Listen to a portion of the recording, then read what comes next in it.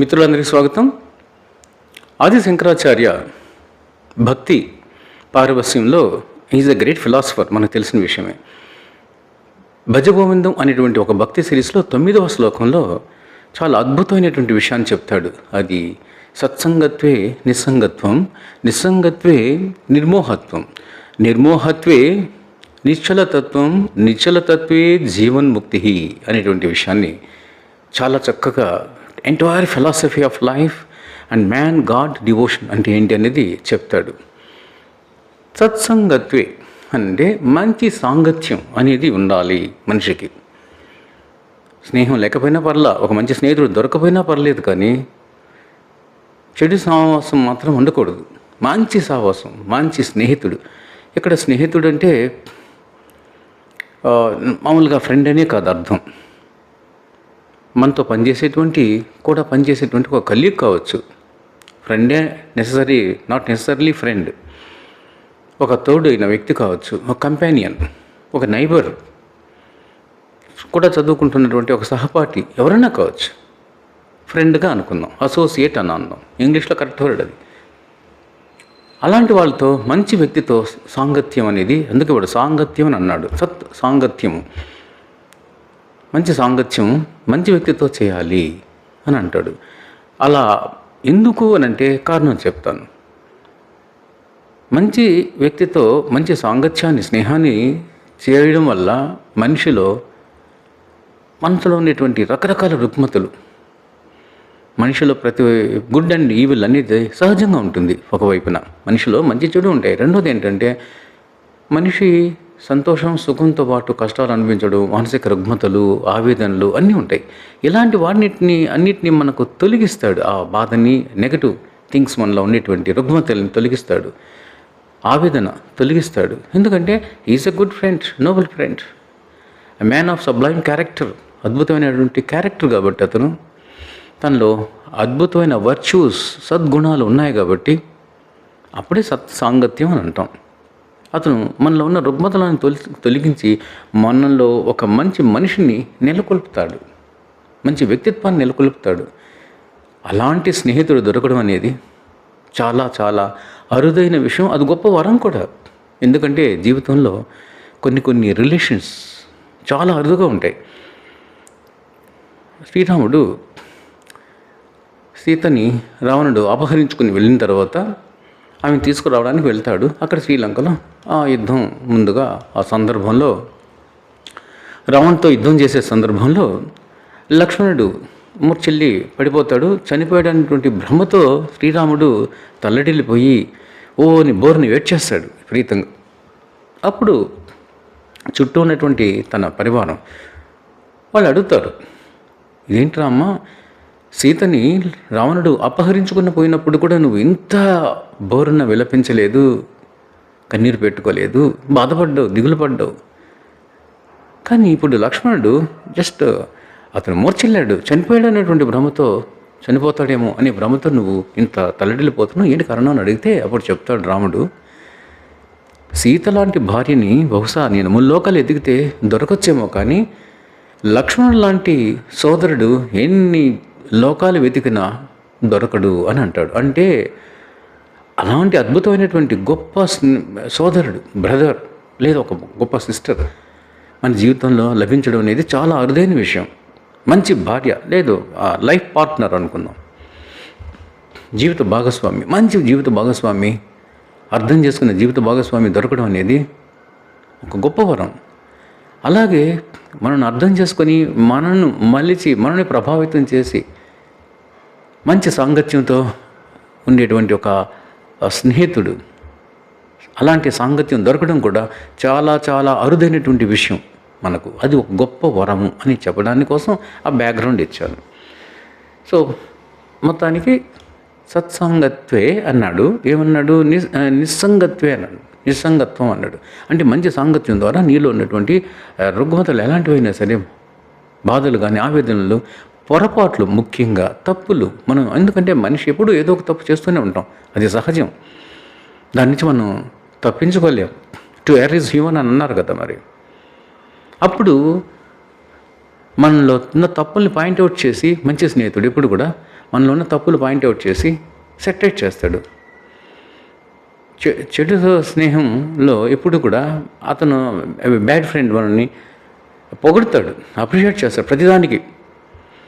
Eligible thing ఉన్నా కాకపోయినా కూడా ప్రతిదానికి మనం మెచ్చుకుంటూ ఉంటాడు. ఎందుకంటే మన స్నేహంలో అతను ఏదో ఒక లబ్ధి పొందాలనేటువంటి ప్రయత్నం ఉంటుంది కాబట్టి స్నేహం అనేది చాలా గొప్పది. పైగా ఇంగ్లీషులో ఒక లిటరేచర్లో ఒక స్లోగన్ ఉంది, బ్యూటిఫుల్ సేయింగ్, వెల్ సేయింగ్. అదేంటంటే, tell me your friend, I will tell you your character అని అన్నాడు. నీ స్నేహితుడు ఎవరో చెప్పు, నువ్వు ఎలాంటి వాడు, నీ మనస్తత్వం, నీ క్యారెక్టర్ కంప్లీట్, నీ పర్సనాలిటీ చెప్పేస్తాను అని అంటాడు ఇంగ్లీష్ వాళ్ళు. చాలా అద్భుతమైనటువంటి విషయం అది. It is naked truth also at the same time, of course. So సత్సంగత్వే నిస్సంగత్వం అని అంటే అది అర్థం.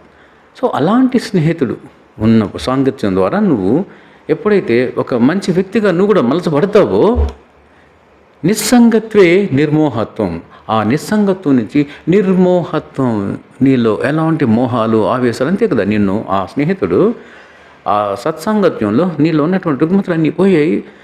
ఒక మంచి వ్యక్తిగా, ప్యూరిఫైడ్ సోల్, మంచి ప్యూరిఫైడ్ ఆత్మగా మారేవు నువ్వు. అందువల్ల నీలో ఈ మోహాలు, ఆవేశాలు, ఉద్రేకాలు, విపరీతమైన ఎమోషన్స్, అంబిషన్స్, అత్యాశలు ఇవన్నీ ఉండవు. చాలా పీస్ఫుల్గా ఉన్నదాంతో తృప్తి పడుతూ బతుకుతావు. ఇక్కడ మీకు అనిపించవచ్చు, మనం నిత్య జీవితంలో ఆశయాలు, కోరికలు ఇలాంటివి లేకుండా ఎలా ఉంటాం, ఎలా బ్రతకగలము అని అంటాం. Yes, correct, exactly. ఆశ ఉండొచ్చు, ఆశయాలు ఉండొచ్చు, ప్రాకులాట అందు కూడా ఉండొచ్చు. కానీ విపరీతమైనటువంటి ఆశ, విపరీతమైనటువంటి ఓవర్ అంబిషన్, దురాశ. వాడి పక్కన వాడికి పెద్ద బిల్డింగ్ ఉంది, నేను కూడా అప్పు చేసైనా సరే పెద్ద బిల్డింగ్ కట్టాలి. అతనికి ఎదురింటి అతనికి పెద్ద కారు ఉంది, అయ్యో మనకు చిన్న కారేనే, మనం కూడా దీన్ని డిస్పోజ్ చేసి ఇంకోటి పెద్ద కారు మనం కొందాం. ఎందుకు వాళ్ళకి తీసిపోయినామా మనం? ఈ ఈగో, ఈ ప్రెజిడిస్ అనేది మనుషులను తరచుగా నాటిపోతుంది. అలాంటివి ఉండకూడదు. అంటే బ్యాలెన్స్ మెయింటైన్ చేయాలి. విపరీతమైన అంబిషన్స్ ఉండడం వల్ల ఏమవుతుంది, సపోజ్ ఆఫ్ కోర్స్ ఒకవేళ సక్సెస్ అయినావు, విపరీతమైన అంబిషన్స్, అప్పులు చేసేసి అన్నీ అవి ఇవి కొనేసావు. చాలామంది చేసే పని అదే, నగలు కొనేస్తారు, కార్లు కొంటారు, బిల్డింగ్లు కడతారు చేసి, లేదా ఆ ఖర్చుని మీట్ అవ్వడం కోసం ఏదో ఒక ఆన్ టు డూ థింగ్స్, అంటే చేయకూడని పనులు చేస్తాము, సంపాదిస్తాము అక్రమంగా కూడా. సరే, మొత్తానికి సక్సెస్ అవుతాం. సక్సెస్ అయినాక మంచి పొజిషన్కి వస్తాం. ఏంటి నువ్వు సాధించేది? ఫైనాన్షియల్ స్టేటస్, మంచి ఆర్థికమైనటువంటి స్టేటస్ని పొందుతావు. నెంబర్ 2, డబ్బున్న వాడికే ప్రఖ్యాతులు ఉంటాయి. మంచి పనులు చేసిన వాడికి ఎవరికి ఉండవు సమాజంలో. మంచితనాన్ని అసలు ఎవరు గుర్తించరు కూడా. సో డబ్బు ఉంది, ఐశ్వర్యం పెరిగింది, దాంతోపాటు పేరు ప్రఖ్యాతులు పెరిగాయి అంతేనా? అప్పుడు ఏమవుతుంది, అందులో 199 మందికి యారగెన్స్, ఒక విధమైనటువంటి అహంకారం అనేది వచ్చేస్తుంది. ఎప్పుడైతే నువ్వు అహంకారం చెలరైపోతావో పతనానికి దారి తీసినట్టే లెక్క. నీ గొయ్యి నువ్వే తీసుకున్నట్టు. ఎప్పుడైతే ఆ ఐశ్వర్యంలోనూ పేరు ప్రఖ్యాతుల్లోనూ ఒక మనిషి జెనీత్ స్టేజ్, అంటే ఆకాశానికి జెనీత్ స్టేజ్కి వెళ్తాడు, అతడు పతనానికి, పాతాళంలో కనుక దిగజారిపోయినట్టే. సరే, ఒకవేళ ఫెయిల్ అవుతావు, అంతే కదా. ప్రాణం, ఆశయాలు, విపరీతమైన అంబిషన్స్ పెట్టుకున్నప్పుడు కొన్నిట్లో సక్సెస్ అవుతాం, కొన్నిట్లో ఫెయిల్ అవుతాం. అందరూ సక్సెస్ అవ్వరు, కొద్దిమందే సక్సెస్ అవుతారు, చాలామంది ఫెయిల్ అవుతారు. ఫెయిల్ అయినప్పుడు ఏంటి పరిస్థితి? ఫ్రస్ట్రేషన్, డిప్రెషన్, మానసికమైనటువంటి కృంగుబాటు. So that is also poisonous. So ఈ ఓవర్ అంబిషన్స్ అనేటివి ఏంటివంటే మనిషి యొక్క ఆత్మని, మనసుని, ఆత్మని శాప్ అంటే పీల్చివేయడం, క్యాన్సర్ లాగా పీల్చేస్తుంది, తినేస్తుంది. మరి ఎట్లా, ఏంటి పరిస్థితి అంటావా? Well balance. చెప్పాను కదా, మనిషి యొక్క జీవితంలోని సక్సెస్ అంతా కూడా దేంట్లో ఉందంటే వెల్ బ్యాలెన్స్. అద్భుతంగా అన్నిటినీ సమానమైనటువంటి సమపాలల్లో చూసుకుంటూ సమన్వయాన్ని మెయింటైన్ చేయగలడం. Well balanced life, there in life the secret of success అని అంటారు ఇంగ్లీష్ వాళ్ళు. అలాగా నిస్సంగత్వే నిర్మోహత్వం అంటే అది. నెక్స్ట్, ఎప్పుడైతే నిర్మోహత్వాన్ని నువ్వు పొందుతావో, నిర్మోహత్వే నిశ్చలతత్వం.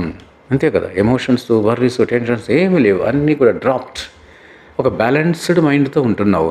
అప్పుడు నిశ్చల తత్వం. నిశ్చల తత్వం అంటే కంప్లీట్ సెరెంటీ, కామ్నెస్, ఎమోషన్స్, ఒడిదుడుకులు, విపరీతమైన మైండ్లో లేనిపోని ఆశలు, ఆ టెన్షన్స్, వర్రీస్ అన్నట్టువి ఏమి ఉండవు. ఇంకా పీస్ఫుల్ మైండ్, అంతే కదా. నిర్మోహత్వం. ఎప్పుడైతే ఇలాంటి మోహాలు, ఎమోషన్స్, యాంబిషన్స్ అన్నీ తొలగిపోయినాయో నిశ్చల తత్వం అంటే నీ యొక్క తత్వము, నీ యొక్క మైండ్ చాలా సైలెంట్గా, పీస్ఫుల్గా, సెరెనిటీ అండ్ ట్రాంక్విలిటీ అంటారు. అంటే నెమ్మదితనం, ప్రశాంతత. ఇప్పుడు సముద్రంలో నీళ్లు విపరీతంగా అలలు చెలరేతాయి సముద్రంలో. ఆ అలల వల్ల మట్టితో కూడా వచ్చేస్తుంది, ఇసుకతో కూడా. అలాగే ఆ బ్రూక్స్, సెలయేరు, నదులు ప్రవహించినప్పుడు ప్రీతమైన శబ్దంతోనూ అలలతోనూ వస్తుంటే ఇలా చూసినప్పుడు అంత కలుషితం మట్టి. అది సెలయేరు వాటర్ చూడు. సెలయేరు అలా అంటే సెలయేరు కాదు, ఇదేంటిది సరస్సు.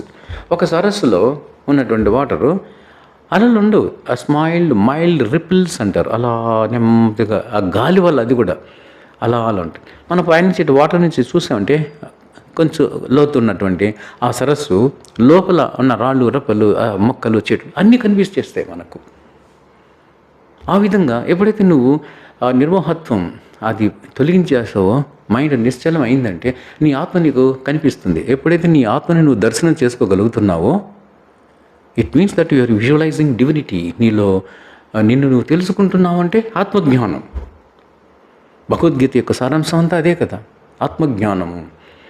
ఎవరైతే తన ఆత్మని అంటే నేను ఎలాంటి వాడిని, నా మనస్తత్వం ఏంటి, నేను చేస్తున్న పని మంచిదా కాదా, ఆలోచనలకి ఆచరణకి కన్సిస్టెన్సీ, పొందిక ఉందా లేదా అని ఎప్పుడైతే మనం తెలుసుకుంటామో ఆత్మజ్ఞానం కలిగింది. ఆత్మదర్శనం ద్వారా ఆత్మజ్ఞానం కలిగిన వ్యక్తే భగవంతుడిని దర్శించుకోగలడు అనేది ఇక్కడ విషయం. సో ఆ నిశ్చల తత్వే నిర్మోహ జీవన్ముక్తి అన్నాడు. ఎప్పుడైతే నీ మైండ్ కామ్, పీస్ఫుల్, సెరెనిటీతో ఉన్నావో జీవన్ముక్తి, నీలో భగవంతుడు ఉంటాడు. జీవితం పరమార్థమైంది, ఎందుకంటే నువ్వు భగవంతుని దర్శించుకున్నావు అనేది అక్కడ ఇంపార్టెంట్ పాయింట్. దీన్ని రవీంద్రనాథ్ ఠాగూర్ గీతాంజలి అనేటువంటి పద్యంలో వెరీ స్మాల్ పోయం, 100 పేజెస్ కూడా లేదు అది. ఆ పోయంకి మొట్టమొదటిసారిగా మన భారతదేశంలో నోబెల్ ప్రైజ్ పొందినటువంటి రవీంద్రనాథ్ ఠాగూర్ దేనికి, గీతాంజలికి.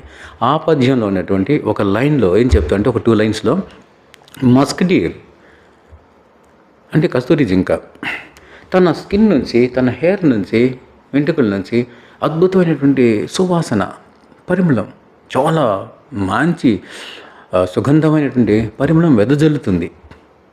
కానీ తనకు తెలియదు ఆ పరిమళము తన స్కిన్ నుంచి, తన శరీరం నుంచే వస్తుంది అనేటువంటి విషయం తెలియదు. తెలియక అంటే డెల్యూషన్ అదే ఇక్కడ చెప్పేది ఈ పద్యంలో, ఈ శ్లోకంలో.